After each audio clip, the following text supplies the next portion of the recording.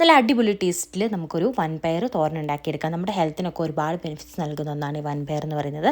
അപ്പോൾ അത് ഉണ്ടാക്കിയെടുക്കാം നമുക്ക്. ഞാനിത് പത്തനംതിട്ട സ്റ്റൈലിലാണ് ഉണ്ടാക്കുന്നത്. അത് എൻ്റെ വീട്ടിലൊക്കെ ഇങ്ങനെയാണ് ഉണ്ടാക്കുന്നത്. നമ്മളിങ്ങനെയാണ് ഉണ്ടാക്കാൻ പോകുന്നത്. ഞങ്ങൾ പള്ളിയിലൊക്കെ ദുഃഖ വെള്ളിയാഴ്ചകളിൽ നമുക്ക് കഞ്ഞിയുടെ കൂടെ കിട്ടുന്നതും ഇതേ സെയിം പയറുതോരനാണ്. അപ്പോൾ നമുക്ക് എങ്ങനെയാണ് ഉണ്ടാക്കുന്നത് നോക്കാം. ഓവർനൈറ്റ് സോക്ക് ചെയ്ത് വെച്ചിരുന്ന വൻപയറിലോട്ട് ഉപ്പും മഞ്ഞൾപ്പൊടി ഇട്ട് നമ്മൾ ജസ്റ്റ് ഒന്ന് നന്നായിട്ട് വേവിച്ചെടുക്കുന്നുണ്ട്. അതവിടെ മാറ്റി വെക്കാം. ഇനി നമുക്ക് ഒരു ഇടികല്ലിലോട്ട് കുറച്ച് വെളുത്തുള്ളിയും കുറച്ച് ചുമന്നുള്ളിയും കൂടി ഇട്ട് കൊടുക്കാം. അതിനെ നമുക്ക് ജസ്റ്റ് ഒന്ന് ക്രഷ് ചെയ്തെടുക്കാവേ. അപ്പോൾ ക്രഷ് ചെയ്താൽ മാത്രം മതി.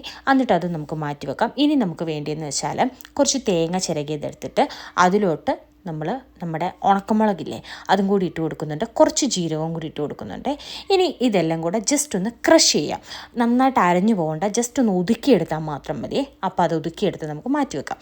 ഇനി ഒരു ചട്ടി വെച്ച് നമുക്ക് അതിലോട്ട് എണ്ണ ഒഴിച്ചു കൊടുക്കാം. ആ എണ്ണയൊന്ന് തിളച്ച് വരട്ടെ.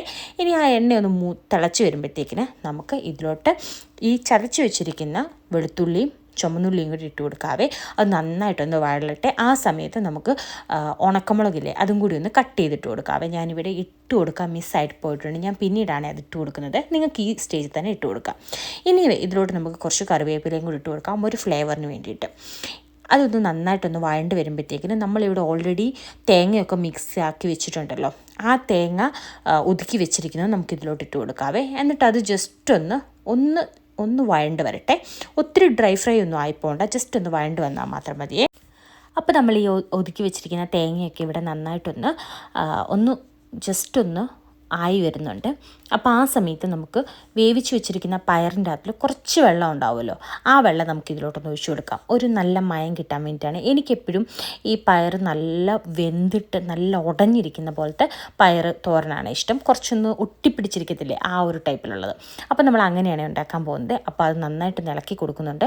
ഇനി നമുക്ക് വേവിച്ച് വെച്ചിരിക്കുന്ന ഈ പയറെല്ലാം കൂടെ നമുക്ക് ഇതിലോട്ട് ഇട്ട് കൊടുക്കാവേ.